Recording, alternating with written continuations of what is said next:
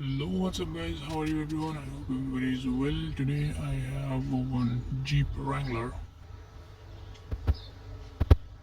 and in this car I have a problem. P0052 oxygen sensor bank 2 sensor 1 circuit high. Today I will show you what is the location and why this came circuit high.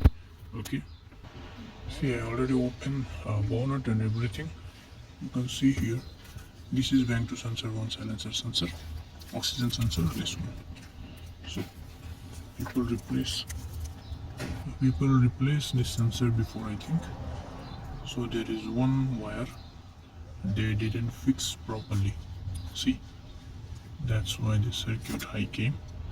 And here is the sensor.